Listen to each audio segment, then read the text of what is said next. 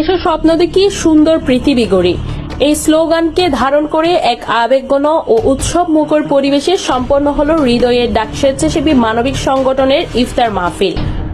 অনুষ্ঠানে প্রধান অতিথি হিসেবে উপস্থিত ছিলেন চট্টগ্রাম প্রেস ক্লাবের সভাপতি জনাব জাহিদুল ইসলাম কোচি, প্রধান উপদেষ্টা জনাব লায়ন মোহাম্মদ আলী।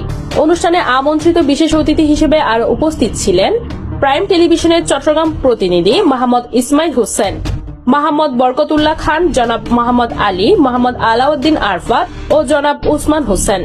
অনুষ্ঠানের সভাপতি RSM নিজামুদ্দিন তার সমাপনী বক্তব্যে সংগঠনের অন্তর্ভুক্তিমূলক লক্ষ্যের কথা মনে করিয়ে দিয়ে বলেন, হৃদয়ের ডাক আপনাদের সবার।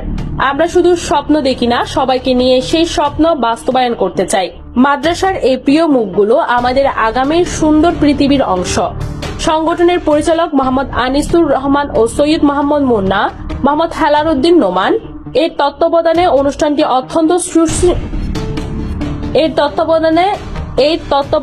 অনুষ্ঠানটি অত্যন্ত সুশৃঙ্খলভাবে সম্পন্ন হয়।